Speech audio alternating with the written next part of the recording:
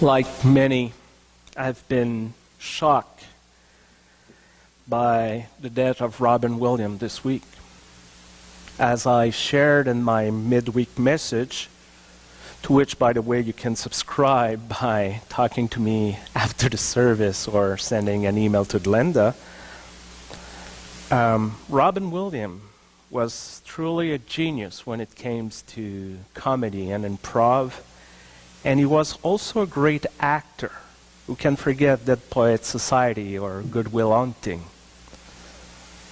And besides very stupid statement like that minister who claimed that one can pray away depression or mental illness, I've been stuck by the correlation that many made between depression and sadness. In one article, I read that Robin Williams had everything to be happy: talent, thriving career, an Oscar, project for the next 10 years, a beautiful home, a wife, money, children, and yet he killed himself. That's what the article said. Somehow, many seems to confuse a feeling and a disease. Somehow, many seems to have difficulty to imagine that someone at the top of his or her profession someone could be struggling, could suffer, as Robin Williams did. And today's reading from the book of Genesis revolves around the character of Joseph, a man at the top of his profession. Basically, he's in command of Egypt, second only to Pharaoh himself. However, it's not have been the case. Joseph's life is a real roller coaster, worthy of great and classic sagas and legends found everywhere in the ancient Middle East mythologies. Unfortunately, the lectionary only gives us two snapshots of this amazing story, this amazing narrative. And just in case you don't know the story or don't remember it, Joseph's lives begin in the foreign land of Palestine. He's the 11th of 12 brothers.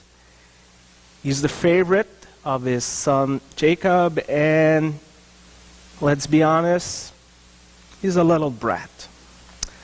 Not only Joseph have dreams in which his Mr. Big Shot and his brothers are groveling at his feet, he has to recount them in lengthy details at the breakfast table next morning in front of everyone. And of course, his brother did not like him, and one day they tried to murder him before settling down to sell him into slavery. And then he is bought by Potiphar, a captain of the palace guard in Egypt, and he's made the head of that household before wrongfully being accused of sexual trespass and thrown in prison again. Eventually come to notice to Pharaoh through his ability to interpret dreams of other prisoners, and Joseph successfully interpret Pharaoh's dreams, and up the social scale he goes again. Through his leadership, Egypt is saved of a terrible famine, and as we meet him at the beginning of this morning passage, Joseph has everything to be happy ever after. He has a beautiful Egyptian wife, 2 sons, money, influence, respect. Life could not seem to be better for him. During his whole life, Joseph shows a great deal of resilience. He's always trying to make the best of the situation. He's always looking forward. However, his past and his old demons are about to catch him up. The famine is striking in much of the Middle East, and Jacob sent his sons to buy grain in Egypt. And there they are, Joseph's brothers, who tried to murder him by throwing him into a pit, and who had never been brought to a trial for their actions, were standing just in front of him after all those years. Now, Joseph has to decide if he would have his revenge over them, since he has the upper hand here. They need his help.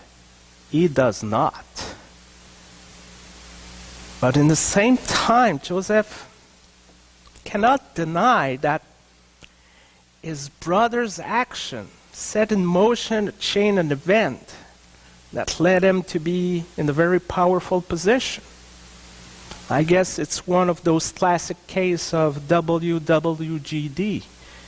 What would Joseph do?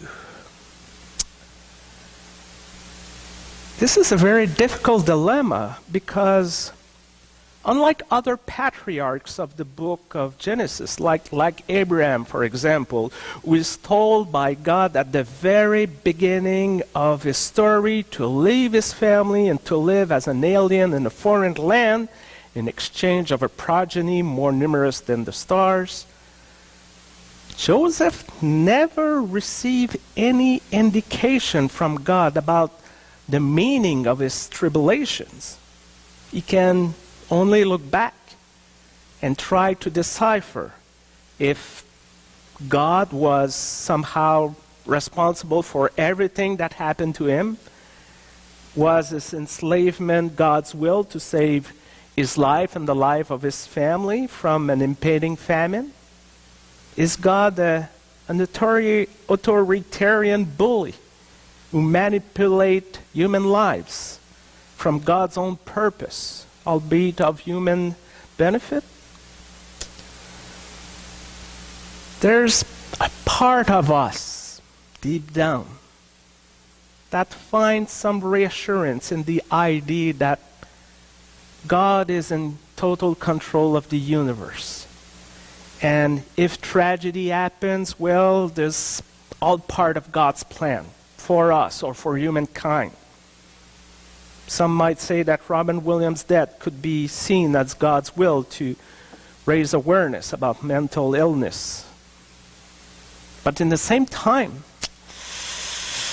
we do not like seeing ourselves as puppets or pawns in the hand of God.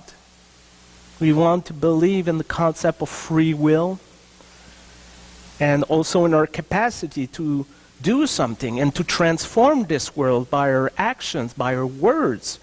Even if some would wonder, what's the point to have a God if God does not intervene in this world?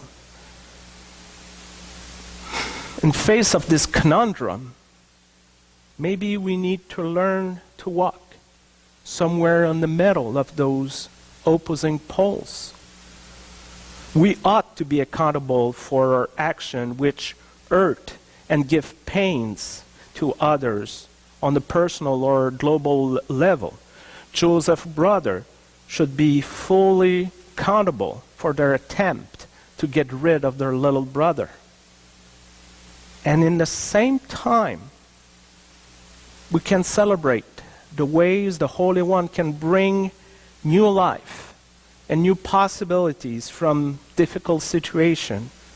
As Walter Brueggemann beautifully summarized it, neither the freedom of humankind nor the gracious sovereignty of God is canceled. Barbara Brown Taylor said that God is like an artist, like one of those genius culture who can make art out of anything. We can think of a potter who picks a very specific block of clay in order to make a vase. Every block of clay are different, and none are perfect. There's always some imperfections, some flaws, some rough patches. And yet, for these kind of artists. Nothing is too bent to be used. And a good potter is able to create something out of the material, even if it does not always look like what was planned initially. And still, as genius as a potter might be, the potter cannot create by himself or herself. The potter needs the clay. And clay cannot become the vase by itself. It needs the potter. It is the interaction of both that create arts, beauty, meaning. When Joseph looked at his life, he discovered that he is a work of art. He might not receive all the explanation or any explanation about this tribulation, but he could see God's fingerprints all over him. And he became aware that life is more than a sum of scars, humiliation, and desires for retaliation. And finally decided to walk on the path of forgiveness and reconciliation. Joseph disclosed his true identity and tell his brother they not need to fear or feel guilt. And their father does not have to grieve anymore for a lost son. Joseph chooses to turn away for a life of fear and hate in order to embrace a life he could not have imagined by himself, a life shaped by the deep and joyful generosity of God. Joseph freely forgives his brother, a gesture that gives him as much joy as it gives them relief. Why some amazing individual die too young? Why diseases and illnesses affect very good people? Why some lives are a long succession of tragedies? Is God responsible for all of this, or are we deluding ourselves by believing in an omnipotent God? It's not always easy to find intelligent and faithful answers to all those questions. And yet stories like the one of Joseph reminds us that, like the New Creed says, we're not alone. We live in God's world.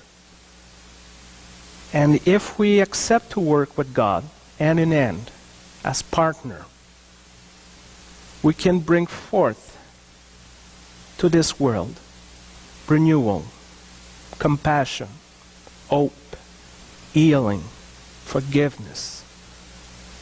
Together we can learn that the hurts of our past does not have to define ourselves, but they can inspire us and can inspire what kind of world we want to create today and live in for tomorrow. So thanks be to God, and amen.